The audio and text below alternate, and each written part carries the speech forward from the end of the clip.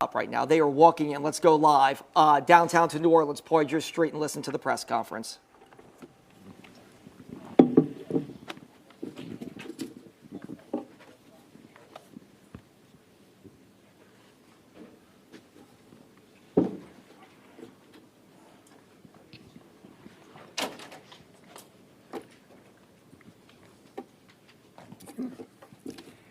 Good afternoon, everyone, and thank you for coming. My name is Michael Simpson, and I am the Acting United States Attorney for the Eastern District of Louisiana. Before we get started, though, I would like to introduce our law enforcement partners who are here with me today. Right next to me, to my left, is Jonathan Tapp, who is the Special Agent in charge for the FBI. Right next to him is Mr. Percy Giles, who is the Assistant Special Agent in charge at the FBI. And next to Mr. Giles is Ms. Samira Maroney, who is the Supervisory Special Agent that oversaw this case. Earlier today, a federal grand jury returned an 18-count superseding indictment charging New Orleans Mayor LaToya Cantrell and former New Orleans Police Department officer Jeffrey Paul Vappie II. They are charged with a series of fraud, obstruction of justice, and false statement offenses for their role in a nearly 3-year fraud scheme that we allege exploited their public authority and positions. The indictment alleges that in October of 2021, Mayor Cantrell and Jeffrey Vappie, a member of her executive protection team, developed a personal, intimate relationship. From that time until Mr. Vappie's retirement in June of 2024, they embarked on a scheme to defraud the City of New Orleans and the New Orleans Police Department. By exploiting Vappie's job and Cantrell's authority as mayor, to have the city and the New Orleans Police Department pay Vappie's salary and expenses during the times that Vappie claimed to be on duty, but when he was actually engaged in personal activities, usually with Ms. Cantrell, but sometimes alone at the Pentaba apartment. The indictment further describes the many steps that Cantrell and Vappie took to hide their scheme and to perpetuate their continued fraud, including using a secure messaging platform, WhatsApp. Specifically, Cantrell and Vappie used the WhatsApp platform to exchange over 15,000 messages, pictures, and audio clips in an 8-month period. They also used WhatsApp to intimidate subordinates, to harass a citizen, to lie to colleagues and associates, to delete evidence, to make false statements to FBI agents, to give the government an affidavit signed under oath that contained numerous false statements, and ultimately to commit perjury before a federal grand jury, all for the purpose of distracting and impeding inquiries and investigations into their activities, including a federal grand jury investigation. The superseding indictment, which we emphasize is merely a charge for which guilt must be proven beyond a reasonable doubt in a court of law, alleges that Mayor Cantrell and Mr. Vappie perpetuated their scheme both in the New Orleans area and during out-of-state trips. In both instances, Vappie's activities, while claiming to be on duty, were conspicuously different than any other member of the Executive Protection Unit. While in New Orleans, Cantrell and Vappie treated a city-owned apartment in the Pentaba building as their own personal shared residence and coordinated to spend time together there, engaging in personal activities, all while Vappie claimed to be on duty for the Executive Protection Unit and was being paid to do his actual job.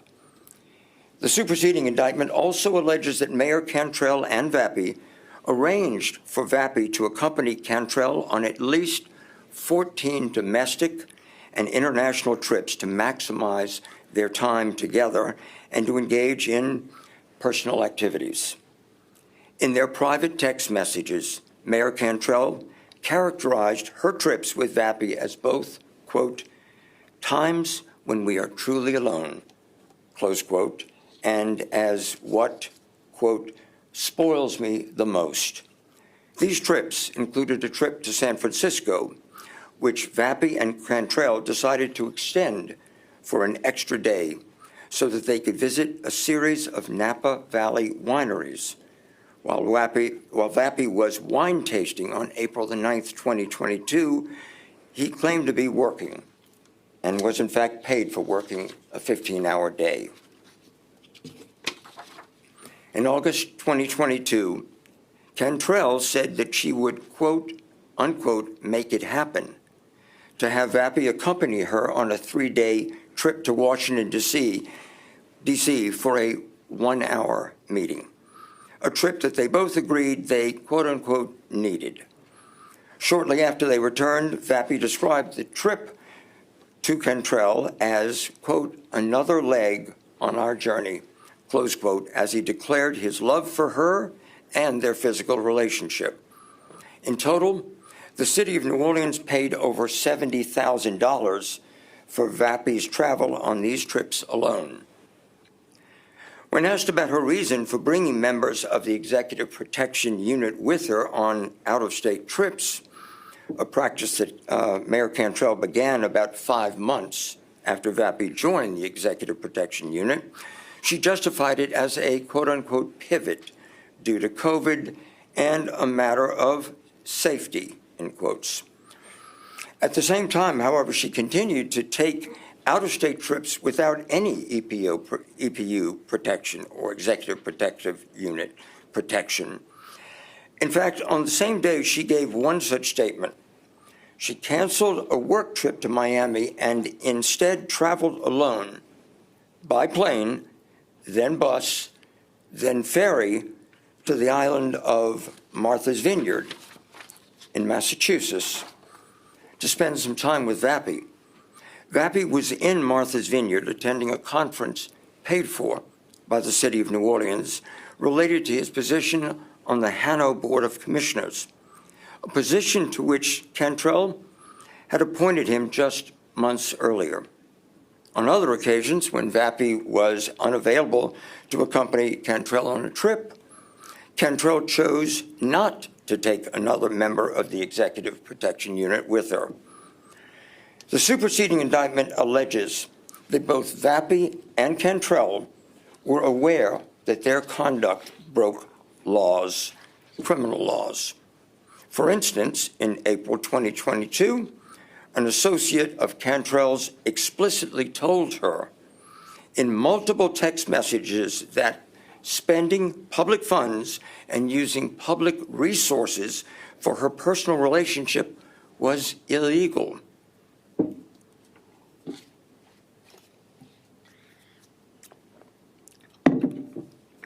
When Vappy and Cantrell learned that the news media was investigating their time together in the Pontalba, they agreed amongst themselves to be, quote, unquote, straight and together. Days after the first news stories broke in November of 2022, Vappy conducted numerous online searches for New Orleans area attorneys who specialize in the practice of criminal law. And he researched WhatsApp's security features. But the defendant's wire fraud scheme nevertheless continued all the way until Vappy's retirement in June of 2024. As alleged in the superseding indictment, in July 2023, the grand jury issued subpoenas to both Vappy and Cantrell, compelling the production of records. The FBI also interviewed Vappy, and during the interview, Vappy lied about the nature and circumstances of his relationship with Cantrell. In response to the subpoena, Cantrell produced a selection of responsive records, but none of the over 15,000 WhatsApp messages that she had exchanged with Vappie. Cantrell also created an affidavit, sworn under oath, that in 2021 she had activated a feature on her phone that automatically deleted messages. In support of that statement in her affidavit, Cantrell submitted a screenshot of her iPhone showing WhatsApp messages were set to delete in 24 hours. But in fact, Cantrell did not turn on that feature until December the 26th, 2022, roughly 1 month after the news media began speculating on her conduct. Moreover, this automatic deletion or quote-unquote disappearing messages feature only applied to new messages. During roughly the same period, Cantrell also manually deleted thousands of her prior WhatsApp messages with Vappie. As alleged, even at the time that Cantrell responded to the grand jury subpoena, she still possessed more than 50 pictures, including screenshots of correspondence with Vappie that were responsive to the subpoena, but which she nevertheless concealed from the grand jury. On his own, Vappie conducted online searches concerning WhatsApp and its security level, and by which time several people had already warned Vappie and Cantrell that their conduct was illegal. The indictment further alleges that Vappie and Cantrell continued their pattern of obstruction through the rest of 2023 and 2024. This obstruction included improperly pressuring the interim superintendent of the New Orleans Police Department to overrule findings of an internal investigation into Vappie's conduct. When the interim superintendent did not heed that directive, Cantrell ordered the interim superintendent to nevertheless reassign Vappie back to her protection detail. Months later, in a meeting that Vappie attended, Mayor Cantrell informed the interim superintendent that the interim superintendent would be replaced. Similarly, when a private citizen took pictures of Mayor Cantrell and Vappie together in public, dining and consuming alcohol al fresco, while Vappie reported to be on duty, Cantrell filed a police report and sought a restraining order against that citizen. This indictment does not allege that a relationship constitutes a crime. It also does not allege that the criminal activity occurred on merely a handful of discrete days or that the behavior was limited to a small series of discrete actions.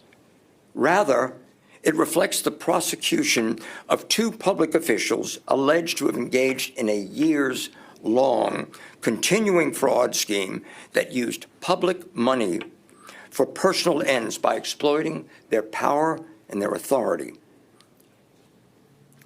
The superseding indictment alleges that they perpetuated that fraud scheme by taking steps to keep individuals silent, to deceive subordinates, and to obstruct investigations into their relationship, including one conducted by a federal grand jury. I'd like to make several things clear, if I may. First, my office remains steadfast in its commitment to rooting out public corruption in any form without fear or favor within the Eastern District of Louisiana. And by the term public corruption, I mean public officials exploiting their positions and their power for their own personal gain. Public officials should be in their jobs to serve the public and not themselves. To do otherwise is a breach of the trust that undermines the public's faith and trust in their own government. Second, this investigation remains ongoing, and I would encourage anyone with information to come forward and to do so quickly. They can do so by contacting the FBI at 1-800-CALL-FBI or at fbi.gov, submit a tip. As I close today, I wish to emphasize that our investigations and our prosecutions go wherever the evidence takes us. Today's superseding indictment is the culmination of a lengthy and a deliberate investigative process in the ultimate pursuit of justice. No decision in this case was made lightly. I'd like to recognize the dedication at this time of the career prosecutors handling the case. To my right, Supervisory Assistant U.S. Attorney Jordan Ginsburg, who is Chief of the Public Corruption Unit, and AUSA Assistant U.S. Attorney Nicholas D. Moses of the Financial Crimes Unit and our Healthcare Fraud Coordinator. These men were ably assisted by numerous staff members of our office who dedicated their time and energy to assist them. I also specifically recognize the supervision of Tracy Knight, who is our criminal chief and has done a wonderful job in supervising this investigation and this prosecution. Individually and collectively, I am proud of this office's collaborative, professional, selfless, and unrelenting efforts. But such a case as this requires really tremendous partnership, and we have been blessed to have such. I want to thank the members of the Federal Bureau of Investigation's New Orleans Field Office, led by Special Agent in Charge Jonathan Tapp, and his team members, Assistant Special Agent in Charge Percy Giles, and also ably assisted by Supervisory Special Agent Samira Maroney. The FBI spearheaded this investigation and have been with us on this matter from day one. The tireless work of FBI's agents, analysts, and support personnel deserves very special credit. I'd also like to recognize the indispensable contributions made by the Cybercrime Lab of the Department of Justice's Computer Crimes and Intellectual Property Section. Finally,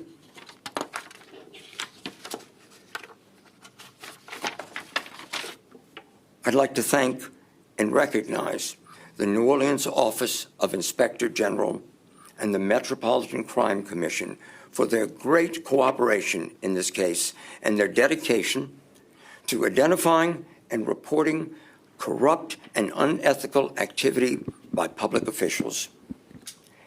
I'd now like to invite up to the podium to say a few words FBI Special Agent in Charge of the New Orleans Field Office, Jonathan Tapp. Thanks, sir. Yes, sir. Thank you, Mr. Simpson. Good afternoon. I'm Jonathan Tapp, Special Agent in Charge of the FBI here in New Orleans. Unchecked public corruption undermines the roots of our great republic. The citizens of this nation expect their public officials to uphold the public's trust, and the FBI investigates breaches of that trust that constitute violations of federal law. The citizens of New Orleans work hard to provide for their families, and they expect their public officials to be honest stewards of those funds. And today's indictment outlines a betrayal of that trust by Mayor Cantrell and Mr. Vappie. The FBI has a duty and obligation to investigate and work with the U.S. Attorney's Office and our partners to hold individuals accountable who put their interests ahead of those they've sworn to serve. No one is above the law. The charges outlined today are very serious, and they emphasize the importance of accountability. Today's superseding indictment is the result of painstaking work by FBI special agents, forensic accountants, and analysts who investigated every lead and piece of evidence discovered in this case. A strong criminal case is built on facts, and the investigative process to uncover those facts, bless you, can take days or even years. But the FBI is committed to the people of New Orleans and Louisiana to methodically address every element of an investigation, and that's exactly what we did here. The indictment speaks for itself. It outlines just some of the information uncovered in our investigation. The full scope of the investigation will become available through the adjudicatory process. I want to thank the Department of Justice, the U.S. Attorney's Office for the Eastern District of Louisiana, and especially the Computer Crimes and Intellectual Property Section Cybercrime Lab and its critical assistance here. I also want to thank the Metropolitan Crime Commission in particular for its help along the way. We appreciate the public's interest in this case and encourage anyone with information about this case or other violations of the public's trust to call the FBI. We can't do this job alone. With the help of the public and our partners, we'll continue to carry out our mission of protecting the people of Louisiana and the United States. Thank you.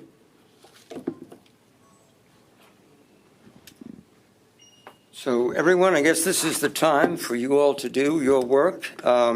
We have time for some questions. Of course, I listened to my manager right there, Shane Jones. So, but please feel free to ask away, and forgive me if I drink water during the process. Yes, sir. David Hammer, WWL. Did you take pause at all about bringing criminal charges that at the heart are based on a romantic relationship, especially with the first woman mayor of the city of New Orleans? To me, it's irrelevant that it's romance or that it's female. What is relevant is that it is an incredible breach of the public trust. It's an incredible betrayal of people's confidence in their own government, and it's a violation of innumerable federal criminal laws.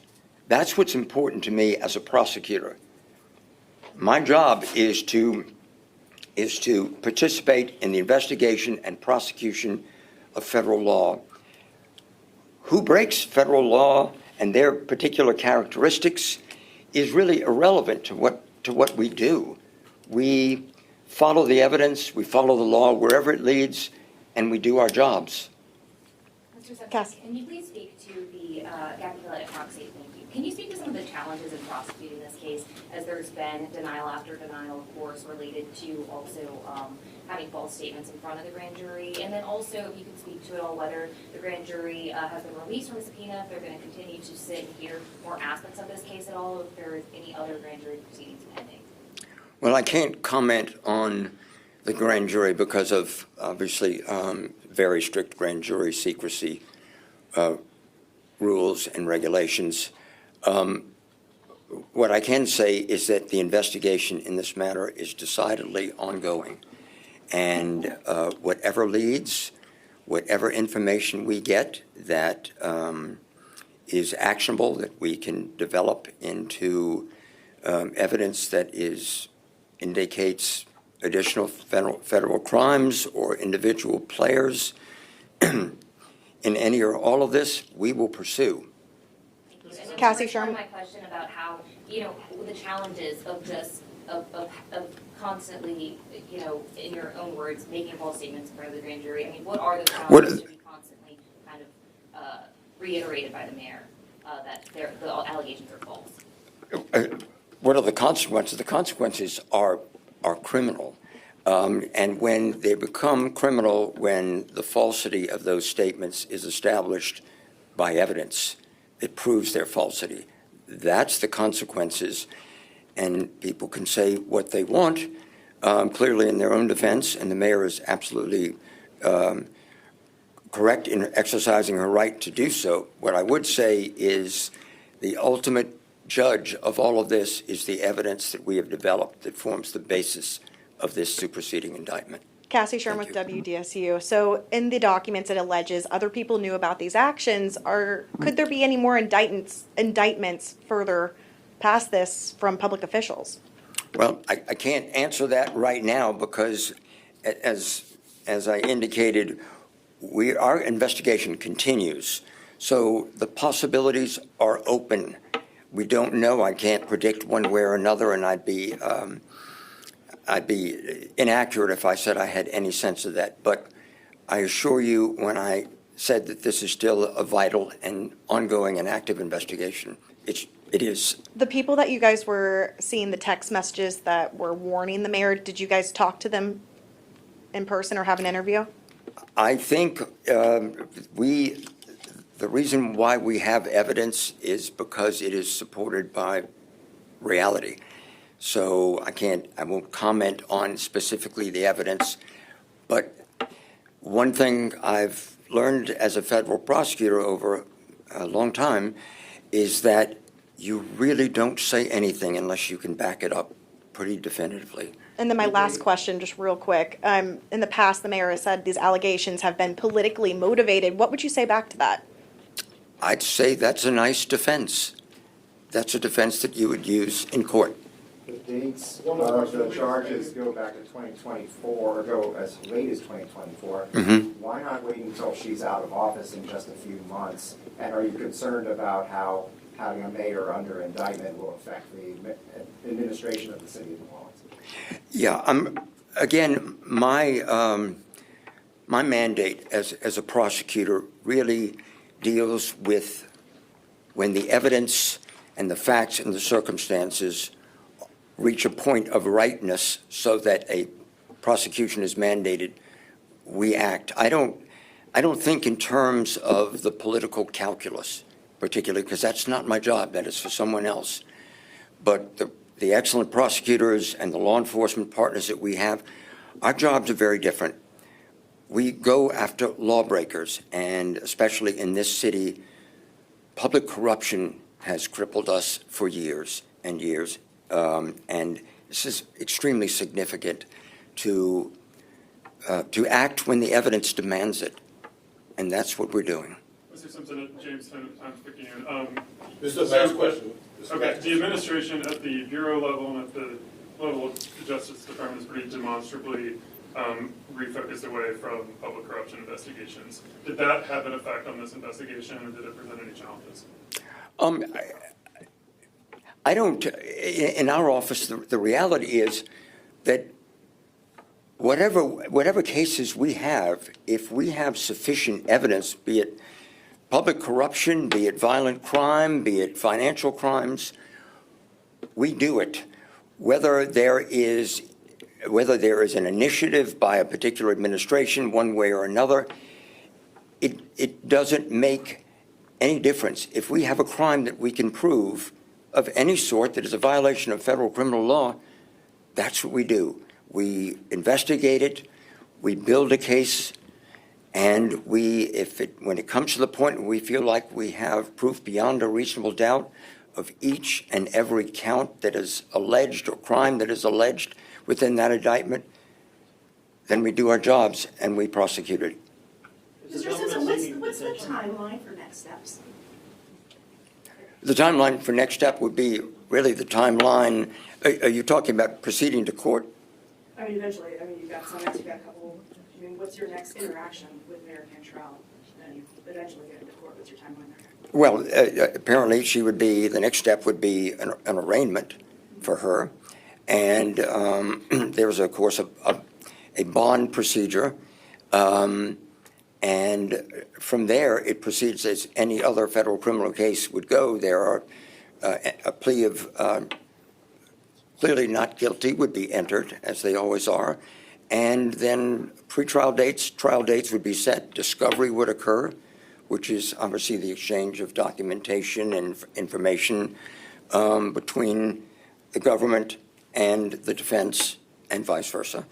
And then it goes from there to however it resolves, be it in a courtroom, at trial, or whatever else the options are, a plea or what. And there will be motions, legal motions filed continuously during this process, of course, to shape the direction of the case. Okay, thank you, everyone. Thank you, everyone. Thank you. Quick clarification, on the text messages, you mentioned that many of them had been deleted. Are the ones within the indictment, were they deleted, or were these simply the ones you were able to recover, and there's some that you were not able to recover? I think when you read the indictment and get a chance to really study it, it'll answer that question for you. Thank you, everyone. Seeking detention of the mayor? Thank you, everyone. Thanks, appreciate it. Thanks all of you. From 2021. All right, you just saw